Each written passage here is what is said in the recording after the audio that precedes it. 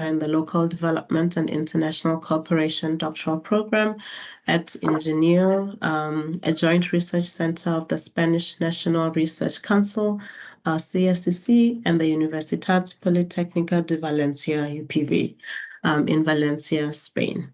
He holds a degree in industrial engineering with a specialization in energy techniques, a master's degree in development cooperation with a specialization in project management and development processes, and a postgraduate in innovation for social and environmental transformation. He's pursuing a social education degree at the Universidad Nacional de Educación a Distancia. Please excuse my Spanish, which is the National University of Distance Education.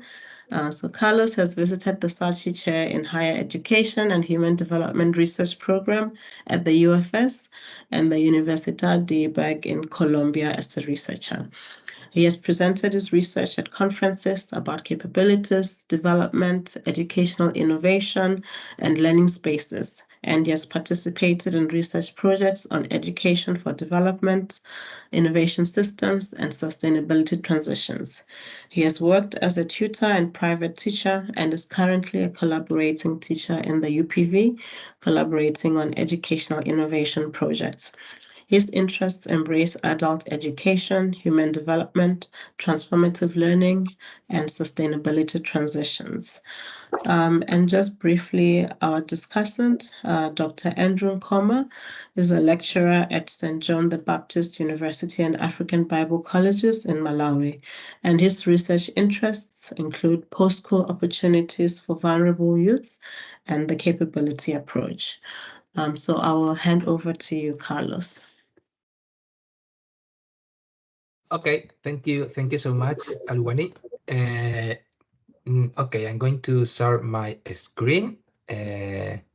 First of all, I'm really happy to doing this presentation because it's always a very good thing to stay with you again, because I was there a couple of times and now I'm in the other part of the screen, so it's really good to be here.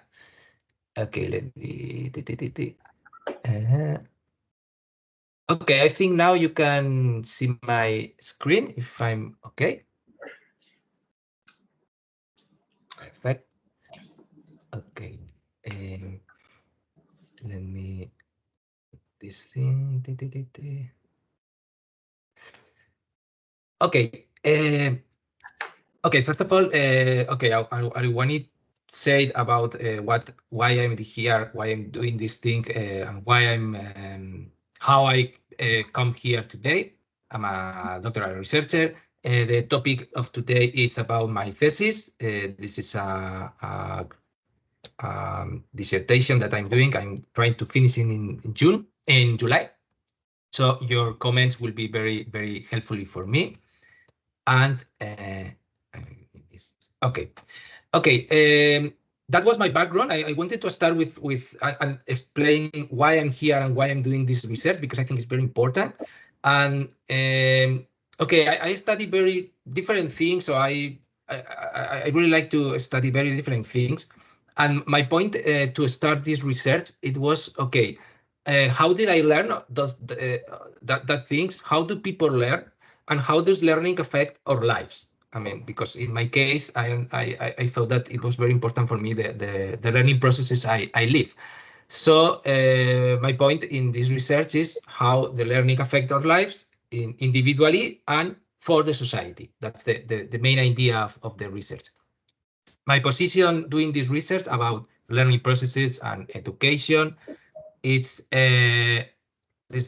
from a constructivist paradigm, where the subjectivity and the relational approach is necessarily to understand the concept, and the methodology I use that I will explain later. It's based on the empathetic interaction with people, using qualitative techniques, and the case study that I will speak later.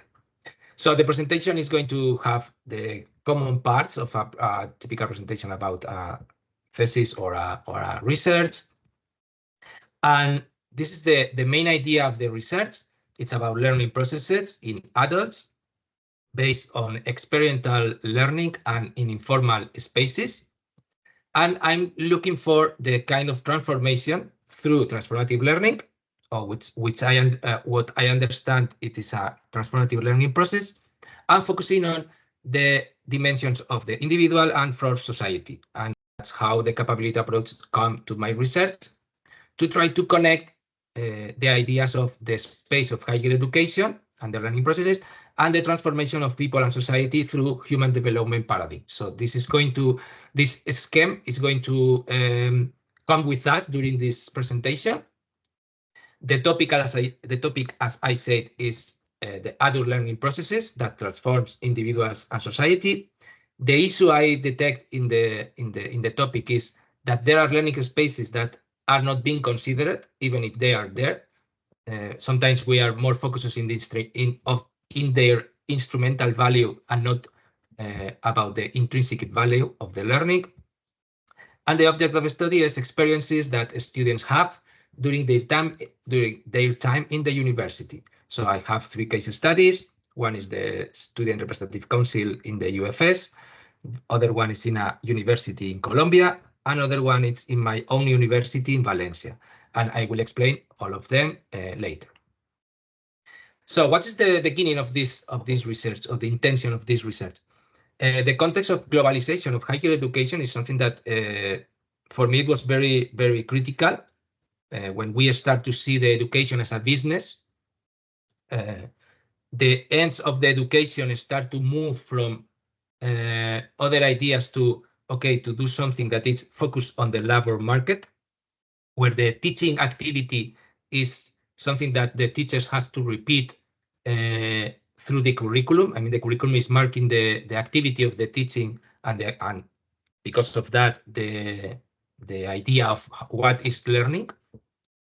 And from my understand, the issue of higher education right now, or one of the main issues, is the universities are trying to compete between them. I mean, they are trying to adopting student-oriented approaches, but with a vision of the students as a customers, as a clients that they pay to study, and they are going to improve their lives economically, basically.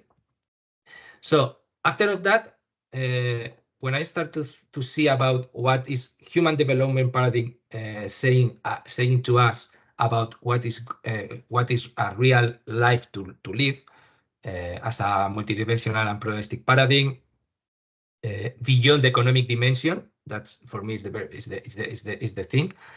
And the human development paradigm incorporates different values, or is based on different values, which for me they are very important for education. And human development has a lot of things to say about education, as all of you really know more than me, as I can know. But I wanted to start with that okay, human development for education is what learners want to become and what they want in the future is relevant. I mean, what they want is the really important thing. And for me, in my case, in my small space, is what people want to learn, or what people value to learn, is what is really relevant. So as Melanie's worker said, higher education can be a place for personal engagement, so it's the individual part, but also transformation and change through that individual development. So the potential contribution to social welfare and public life from universities, it can be done. So in this thing, when I started to read about transformative learning, or learning as it is, I faced the idea of adult learning, the concept of adult learning, which compromise the idea of, what is happening in adults when they are learning, and what implications the learning has for their lives and for society. So it's very connected to the idea of human development, or education in human development, because it considers motivations, the needs of adults. There are different scenarios for learning. What is the importance of informal experience, the experience-based learning, and the informal spaces, and it compromises also the individual and social factors. So the idea of learning from this adult learning theory, or it's not a theory really, but it's more or less the learning features that they have, or how they understand the learning, is something that is processual. It's a process because it's part of the life. It's meaningful. It has to be meaningful because we start to realize the meanings of life. It is situational because it starts from the person's situations, which it means needs and interest from the person, and it's experiential. The experience is the most valuable element for future learning. So for me, those ideas are very connected, and very connected also with all of the literature about informal learning and the importance of informal learning within the formal spaces, which is my cases are related with that, because higher education is a formal education space, but you can find informal learning spaces within this kind of formal, and they are very important to combine the formal and informal learning. And the process of experiential learning, which is very connected with the adult learning idea because they became from the same sources. Consider the idea of, okay, we are learning, our learning processes are more or less cyclical. We have experiences, which we take meanings from those experiences, we reflect about that, we conceptualize the ideas, we make decisions about from those ideas, and we do actions because of those decisions. And after that, because of our actions, we have different experiences. And the cycle is more or less, ideally is like that, but obviously it's not like that every time. But that's the idea. So, what transformative learning theory or transformative learning meta theory is it's giving to me for this research? First of all, it comes with different concepts as it is the frame of reference, which is the mental structures we have during our transition to the adulthood through cultural language, which means, okay, we are in a culture, we have take givers that care about us, and we start to assimilate different meanings about what it's life, how we live our experience, and that compromise the idea of frame of reference. There are very different frame of reference, epistemological, ontological, behavioral, capacities we have, how we see our own person. And transformative learning also speak about we can change frame of reference with different processes during the learning process, which is reflection, discourse, and action. And all of them are focuses on the assumptions we have about how is life in a broader meaning. So how we reflect on our assumptions, we can change the meaning and the formation of our frame of reference. It requires critical thinking to reflect in a way that we can change our frame of reference.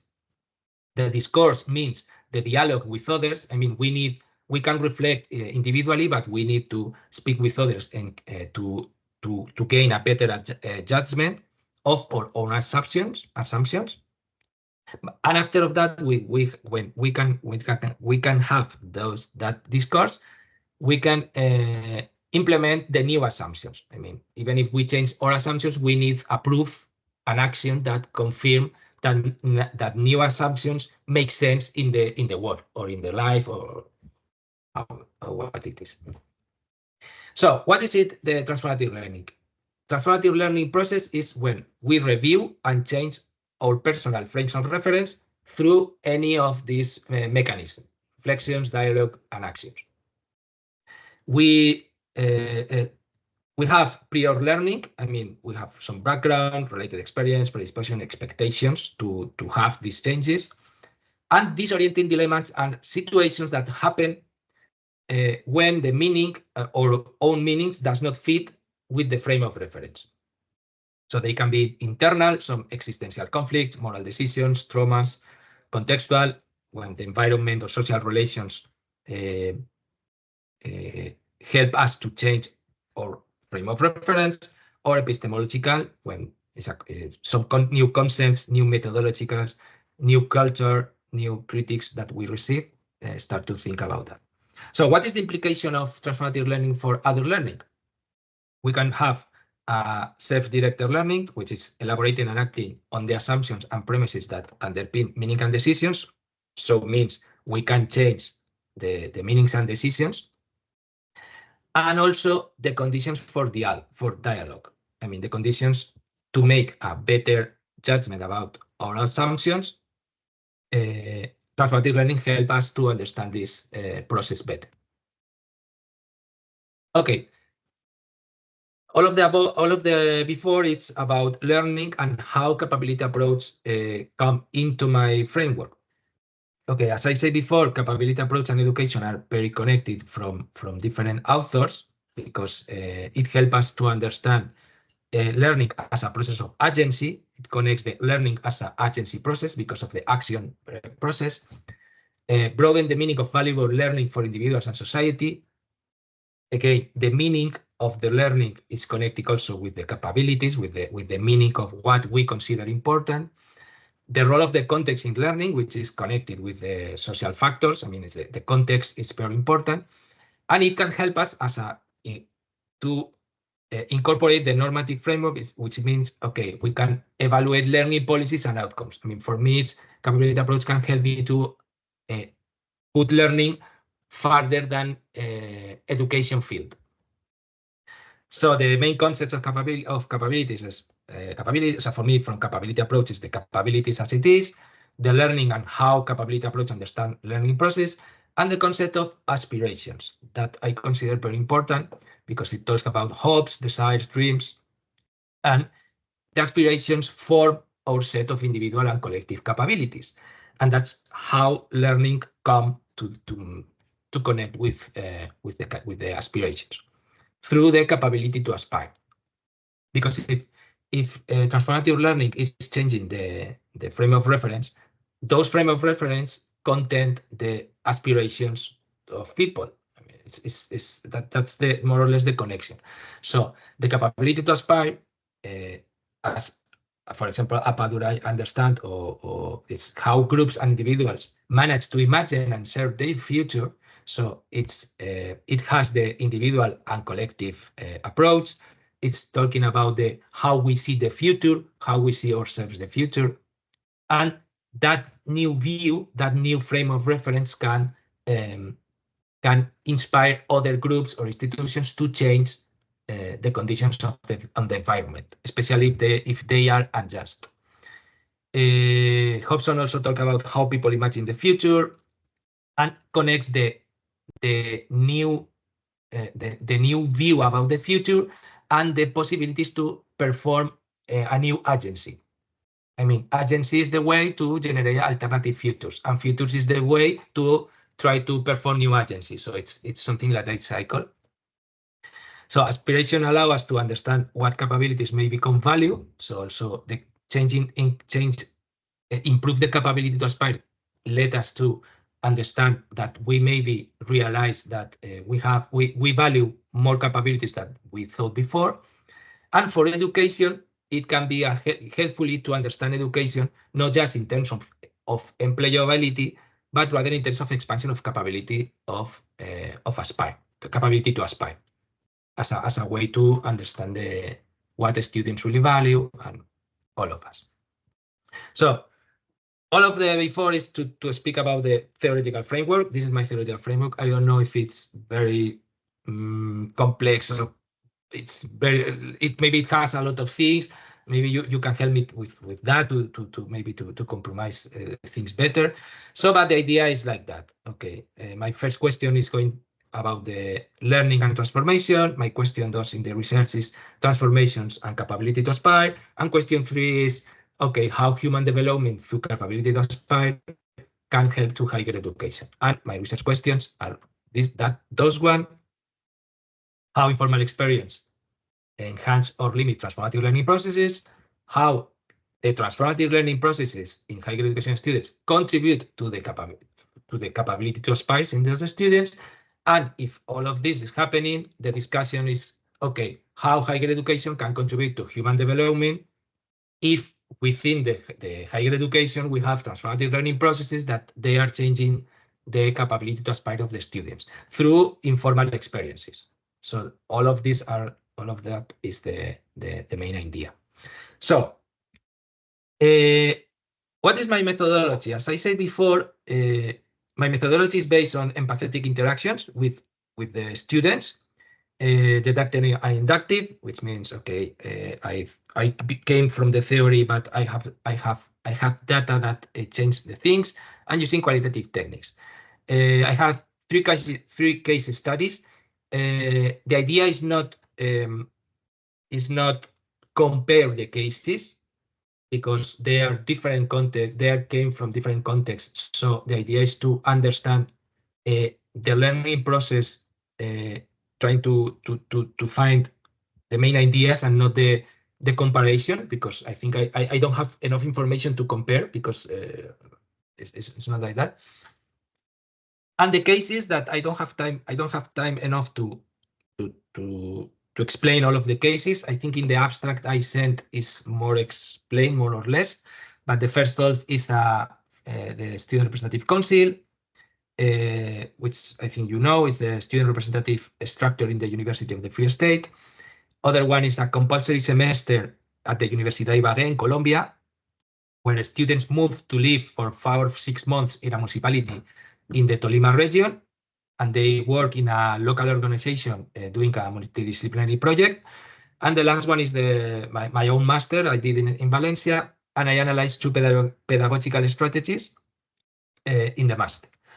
I try in this table to more or less have give the main information. I mean, the region, the university, the kind of the university, if it's public or private, the learning space, where it's happening in the campus, in the municipality, in the neighborhood, in the case of Spain.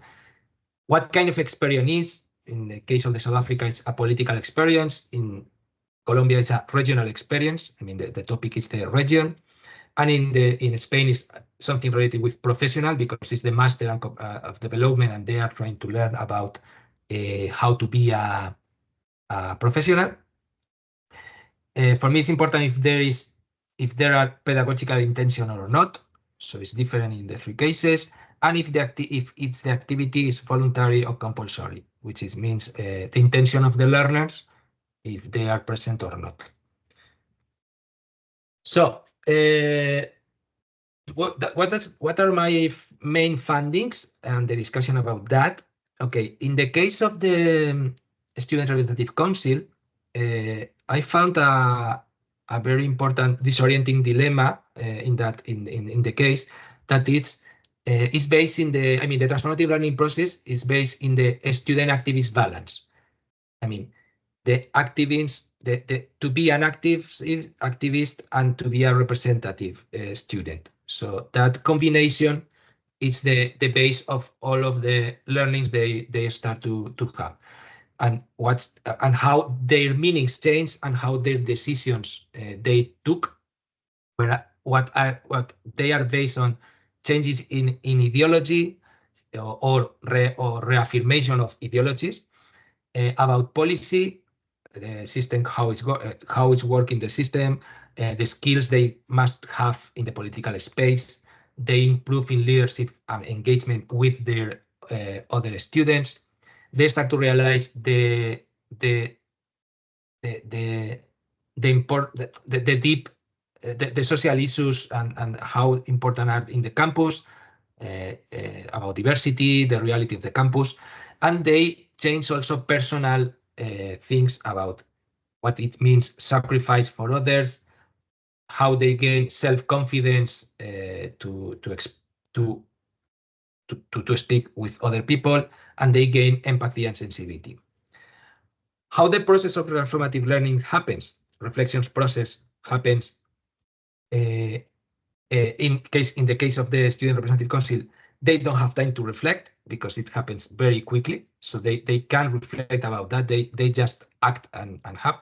They have very interesting discourse spaces because they are exposed to the framework of student representation, which means for some of them is the first time they are in the student representative field, or they came from the activism, so the environment is different, the discourse is different. So among students, they have inclusive discourse because they have very commitment with the students, but with the university government, they don't feel that they have an inclusive discourse. I mean, they consider that in some cases they are fighting with them. They are not in a critical discourse that they can create new meanings for all of them. And for the action process, they are performing a critical agency over their own individual welfare or well-being within their own frame of reference. I mean, they continue with their own frame of reference and are performing critical agency. So, in the case of the students in Colombia, in the University of Ibagué, that they are 6 months in a municipality, during this time, the disorienting dilemma they have between the beginning of the process and the end of the process is that they start to consider the region as a safe space for personal and professional development. So for most of them, the thing is, okay, I can live in my own region. I can have a future in my own region. So they start to change meanings and decisions because of the learning process. So related with autonomy, they start to realize that they understand theory and practice from an interdisciplinary approach. They learn with other people. They acquire values of citizenship, engagement, and start to think about their own prejudices about their own region. They see the region as a learning space with intrinsic value. They start to understand the relations between university and the territory and how they are very important for the development of the region. And they start to think about people in a different way. They start to have more interaction and interdependence skills and communication skills. How is the reflection process for them? Specifically about their bias towards the region, because they have a lot of time during the 6 months to think, because they work in the project, but they have a lot of free time. So they reflect about that. They talk with other students. They are very alone in the municipality because some of them they travel alone and they live alone, not with other students. And some of them decide not change their bias towards the region because they confirm their bias when they are in another municipality. The discourse that they are exposed to and interact with local peoples, frame of reference in an inclusive way. The good thing is when they start to speak with people from the municipality, when they go to shopping, when they go to eat something, and they start to know other people from the municipality, they have very interesting discourse moments because they interact with other frame of reference and they start to understand, for example, better the peace process in Colombia. And because it is a more individual process, they don't really have collective actions and they don't really test the new frame of reference. They maybe when they come again to their realities, they can start to think differently, but I didn't see, or it was very difficult to think about that. So what happened in the Master in Development Cooperation in Spain? They are more structured, formal, pedagogical strategies. So the disorienting dilemma for the students who enroll to the master is the new theoretical and methodological approaches on development cooperation. So it's more theoretical dilemma, but it's not because they come to the classroom and speak about that. It's because they apply those methodologies in the neighborhood, because they have a program that they go out to the neighborhood during 3 weeks to work with people from the from the community. So they change the meanings and decisions in a similar way that before. Especially is more related with professional ideas. I mean, they change their, they acquire knowledge and tools and methodologies that they are going to use in their professional lives. They acquire skills about problem solving, teamwork, communication. So they really value. They start to think about their own context with critical thinking, with more ethics and values. They start to realize about real problems in the community, and they understand in a better way the value of learning, which for me is very important because they speak about that. Okay, I was doing this master because I want to work in the development cooperation system, but now I think that I learned more than I thought that I was going to learn, not in terms of quantity, rather than quality. So the reflection process they had is more related with, they have different spaces for reflection. So they consider or reaffirm the frame of reference because some of them are very, they have a very commitment with the idea of development cooperation. During the master and during those strategies, they have very inclusive dialogues among the students and with people from the neighborhood when they went out. And action is the key element because the action learning process that I didn't have time to explain, but I can explain to you later in the questions. The action learning methodology is based on going to the field to work hand with hand with the people who is in the neighborhood. So they are continually putting in practice the new frame of reference that they learned during the master in the theoretical part. They have the opportunity to apply the new frame of reference that they are start to change. So it's very whole process. But also related with development professional. Okay, I'm going to try to finish because I know that I'm more or less spending my 30 minutes. How is connected all of the above, all of the before with the capability to aspire. The discussion I want to say about that is, okay, in the Student Representative Council, the capability to aspire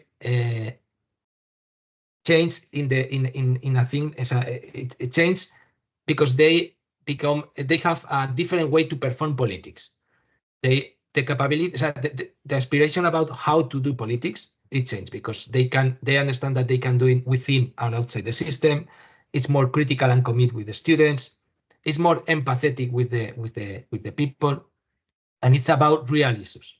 In the case of Colombia, the capability to aspire is change the capability to aspire a different region.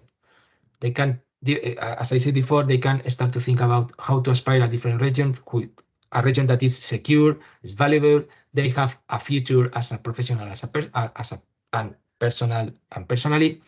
And in the master is a different way of working in the development cooperation. I mean, how they are going to work in the cooperation system from feminist, decolonial, inclusive approaches, ethical and critically with the system, trying to focus on a development cooperation system that is reparative and about real issues. So maybe we can. This is how I think the research answer the questions I have in the research. Maybe we can comment later because I don't want to spend more time. But those are initially ideas I have after the discussion at how the informality is within the formality, the informal experiences. More or less, this is the main ideas I had about the informal, about the transformative, how contribute to the aspirations. I just want to pause here. That is how the change of frame of reference refer to a very big set of assumptions. So for me, it's very strong, the transformative learning process connecting with aspirations. And I'm going to, and the last part that is not really finished, so that's why it's still in working process. But I would like to to listen your comments about that. So thank you. Thanks for your attention. And sorry because I spent more time than I expected. Sorry. No problem, Carlos. Thank you so much. I will hand over to Dr. Andrew Nkhoma for him to give his comments. Yeah, thank you, Carlos, for your presentation. And thank you for sharing your work with us. I would say maybe congratulations for reaching this far. Listening to your presentation, I thought I was listening to completed pieces that you have submitted. As you are citing transformative learning for students, aspirations, a case of students' experiences in formal higher education settings. So once again, thank you. Yeah, so you bring 3 cases in your discussion, in your study. So that is the case of South Africa, Colombia, and Spain. So I think these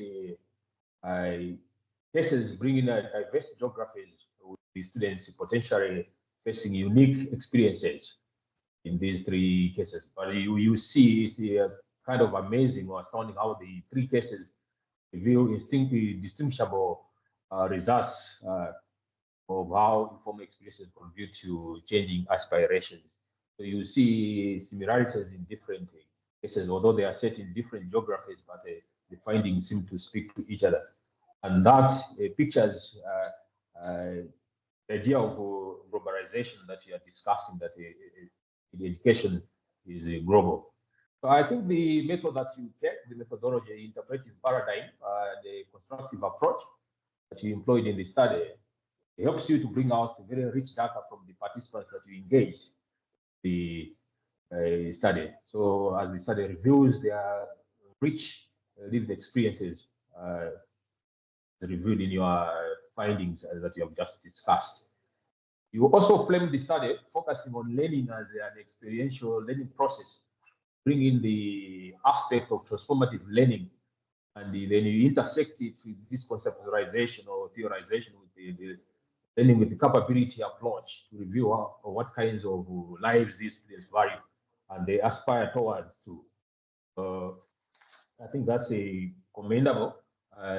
This also enriches the discussion in your thesis, as it provides like nuances that neither framework could independently capture or reveal.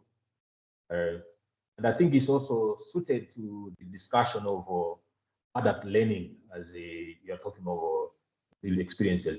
So for example, in the first case that you focus on, in this case of South Africa, we see how political activism conflicts with the academic issues of students, so that the students in the SRC are concerned with their well-being and their agency for social justice, and the political as political agents. So you discuss that together with the disorienting dilemmas and the valued capabilities are also discussed together with these dilemmas. And we see the aspirational trajectories that these students take as they are in the SRC. Again, in the second case that we discussed, we see the intersection of the 2 frameworks, where the case of the PYR program, and both transformative learning and the capability approach formation are at play in the students. As we see there is that conflict that emerges in the students.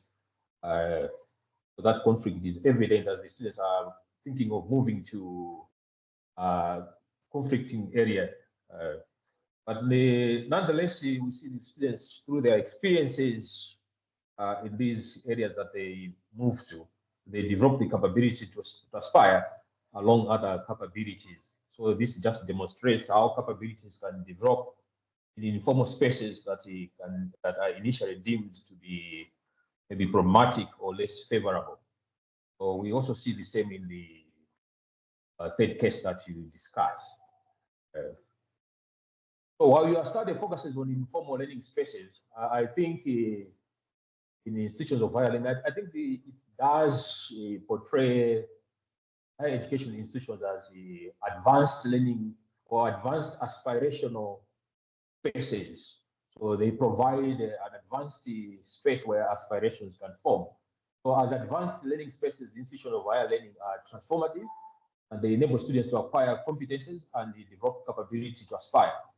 So we have said, for example, students perceive themselves as agents of change. So indeed, institutions of higher learning provide spaces where life aspirations can change through meaningful informal learning experiences. So we see the role that is played by informal learning experiences in shaping the capability to aspire. And we will also see the contribution of transformative learning, the framework that we bring to the human development in discourse, in the discourse of the capability approach is very evident in your research. So I think the paper is adding a new language to the capability approach and is a great addition to the capability approach. But while you discuss this transformative learning and how it helps to shape aspirations or develop new aspirations, I think there are still questions that we need to grapple with, that we still need to ponder on. So saying these higher education or institutions contribute to shaping aspirations, but how far do they go in helping achieve these aspirations that they are shaped? So I think we need to ponder on that. And also in helping students develop these advanced aspirations, as we have seen.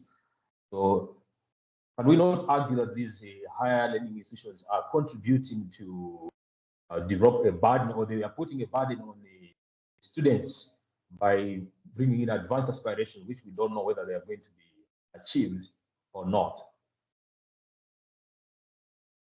So I think these questions are the questions that we don't have to answer, but we as a group can discuss.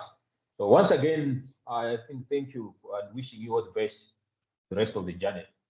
Thank you again for having me as I responded to your presentation. Thank you. Thank you, Anu. Thank you. Okay, perfect. Do you prefer to respond to Andrew first, or would you like to take some questions? Yeah, no, I prefer the questions, and I can put everything together. So you will have time to speak because I spoke too much. No problem. All right. I see Mikateko has a question. So we can start with Mikateko.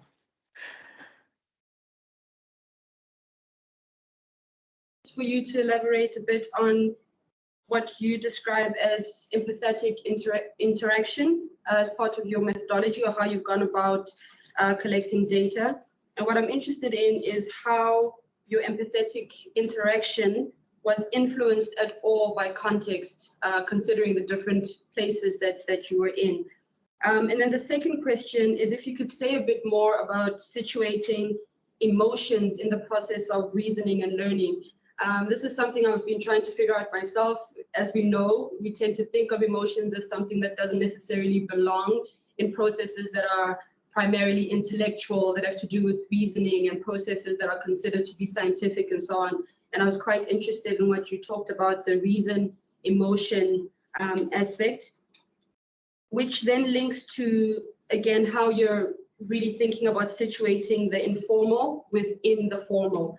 So that what is valuable about the things that people are able to develop and learn and reason about in the informal space is somehow brought into the formal without compromising what's important about the things that happen in the formal spaces. So how you're looking at that interaction. Thanks.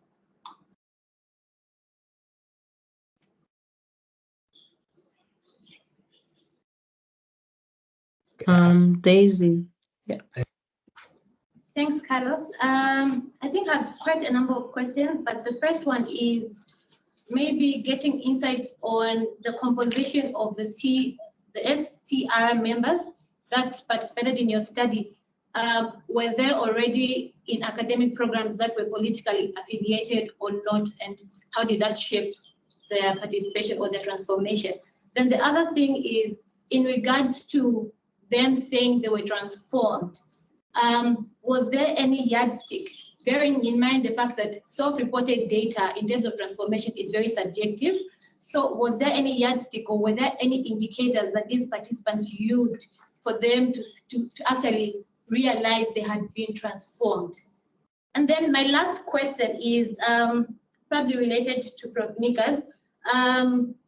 Your insights in terms of there has been a critique on transformative learning theory as having been focused on Western cultural values and individualization. But then where does the balance come in terms of individuals' aspirations versus social expectations or social structures? Thank you.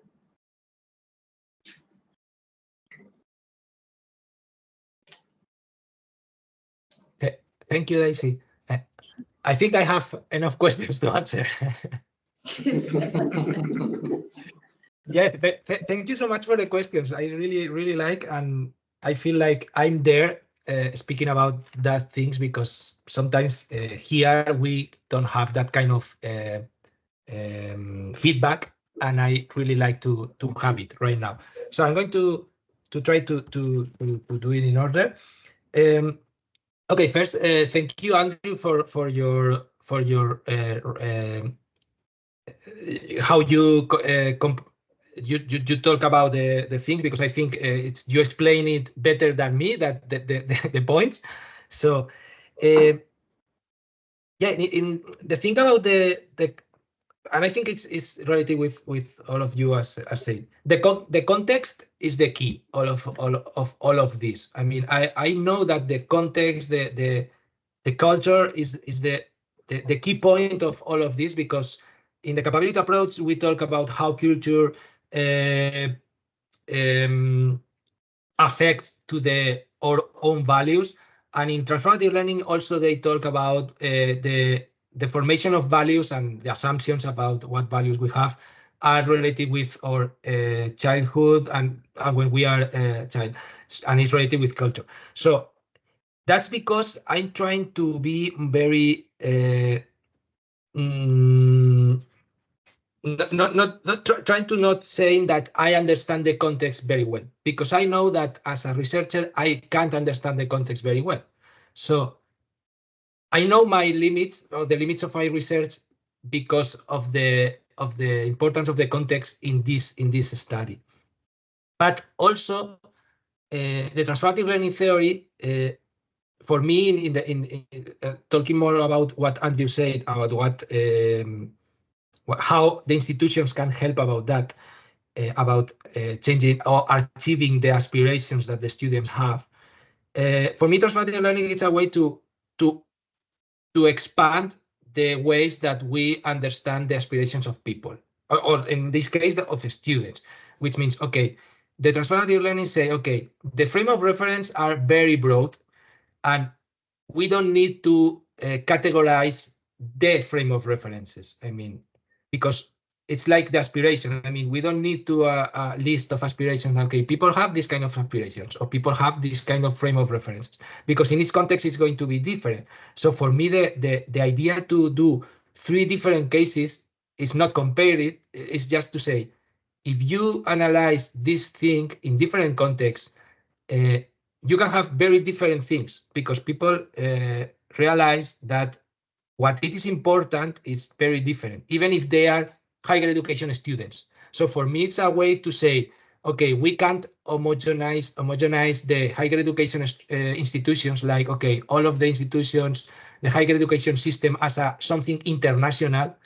For me, it doesn't make sense. So my idea is telling that to the higher education institutions. If you want to do something different in your higher education institution, in your university, you must understand, or you must work in your own context. And it doesn't matter too much if in other contexts are doing related with aspirations, are doing something like that, because the aspirations in this case, for example, in Spain, are more related with professional, and maybe in other parts it's not professional, the main idea, and depend of the context. In fact, in South Africa, for example, for the students in that situation, the political arena was the very important thing. In Colombia, it was more related with the peace process, about how the region can be a secure place, and for students in the Master of Cooperation in Valencia that they don't have that context. The context is, okay, am I going to have any job when I finish this master, because I'm paying for this? So maybe they have things in common, but they are very different things. So my idea is more or less to say that. And related with what Mikateko is saying about the empathetic interaction, yeah, it's true, because I mean, it's because one thing is, okay, maybe because I'm not from a context or from the culture of the places where I doing the research, for example, South Africa or Colombia, even if I have more things in common with Colombian culture, in my case, personally or whatever.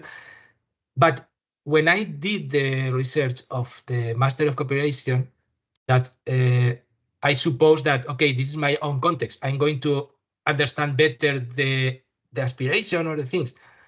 And in some ways, I didn't feel like that. I didn't feel like I was understanding more in my own context, which means that I'm not saying that I understand more other contexts. It's just, okay, the difference is, okay, so my own tool to try to have a good research and an honest research with the people that that I interview or that I speak about, that is that kind of idea of empathetic interaction. Okay, I'm trying, when I do an interview, realize about my own limits, about what I can understand about what they are saying, and when I have empathetic interaction with someone which I interview, I try to do it in the best way. I mean, because I understand that I can't. I mean, I realize that I can't find all of the things that.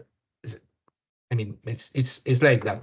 So the empathetic interaction is the way to say, okay, I'm trying to do my best, but I realize that I can do it better because there are some limits in my own person as a researcher. I can do nothing about that. The thing I can do is empathetic interaction. It's more or less like that. So, and is this related also about what is happening with emotions in learnings? I didn't say that, but in transformative learning theory, at the beginning, it was very, very, especially in the 90s and the first decades in this century, but it was like that. But the last 10, 15 years, the community started to be more open about other kind of knowledge, other kind of knowing. How we know? We know about reason, but also about touching, about doing art, doing other activities that are related with emotions. For example, and especially in informal spaces, where, for example, when we have conversation with your friends, it's not related with rationality, and it can be transformative. So they start to change about the idea of transformative learning, because learning is a word that it was using especially from the 90s and the 80s to change the idea of, okay, learning is something that I can control it. We can control learning because we can put in our curriculums learning outcomes. So it's something that is accurate to formal education and is rational. But for me, transformative learning doesn't speak in that way, especially in the last 5-10 years, because a lot of authors from non-Western cultures are incorporating their own backgrounds approaches. So the field is more rich right now about that. But it's still, it comes from that. And the idea about how to put informal in the formal, I think, Mikateko, you say something that is something I don't know how, because it's like in some ways, I don't know how you think about that, but for me, it's, if something is informal, it can't be formal, because when it became formal, some features, you lose some features, because in informal, sometimes you have the flexibility to change the features about how it's working, the relation or the interaction. But informal, you put everything in a list, in a table, that when you do A, it coming B, and after C, and you lost the idea of informal. So maybe we need universities more flexible about that. About it doesn't matter a lot for a couple of things. We don't need to measure everything, or maybe we need to measure the things more in a more creative way, because I don't know if I'm explaining. Like, okay, it's especially about learning outcomes. The learning outcomes, it can be very diverse, and we don't need to focus on that. Let me check the time because okay. And Daisy, yeah, the composition of SRC. Yeah, I didn't say nothing about that, but I don't have a lot of information about them. That is something that I regret about my own methodology, because I don't know their academical background. But the important thing I know about them is if they came from a activism background or not, because it makes a lot of difference between them if they became from an activist background, or if they participated in the fee must fall protests or not. How they lived that event affect a lot about what kind of a student is in the SRC. In the promotion I spoke, I mean, it's a bit far. And about the subjectivity of transformation. Yeah, it's subjective, and to be honest, I try to not say transformation as a buzzword, as a okay, everything is transforming because okay, transform, okay, we have transformation.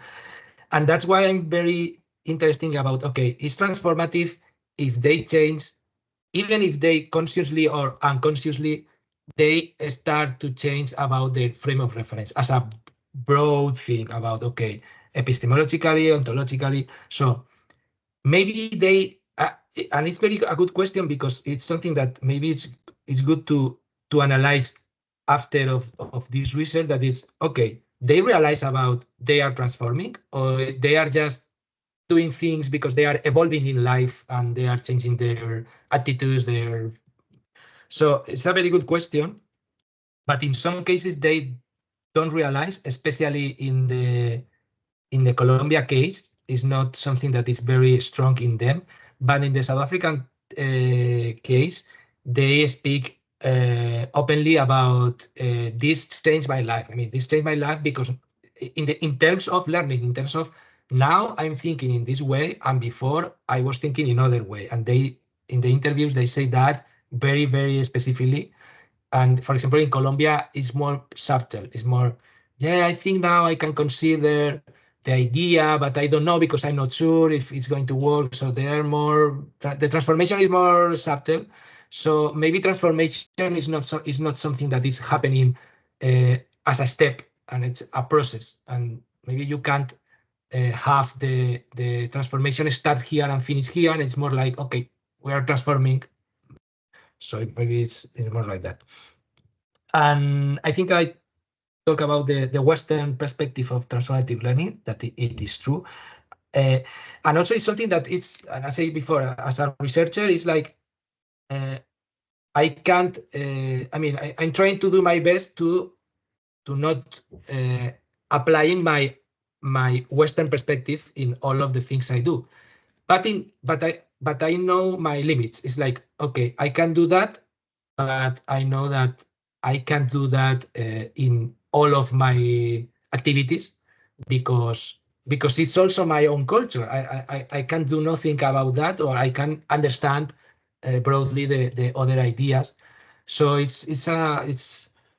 I mean, yeah, it's true that it will be like that in some ways. And I don't know if I answer all of the questions more or less, or I evade something. I don't know. Well, thank you so much, Carlos. I'm sure the conversations will continue. Yeah, and thank you very much for such an informative presentation, and all the best with the rest of your thesis. I'm sure everybody feels the same. Yeah, Thank you also to Andrew for your insightful comments and for everybody's participation. Thank you all. Okay, so I can let everybody go. But yes, please do feel free to continue the conversation. And if you need any more comments, do feel free to reach out to everyone. Thank you. Thanks, Carlos. Bye. Thanks, Thank everyone. you. Glad to see you, all of you. Take care. All right. All the best. All the best also. Bye-bye. Bye.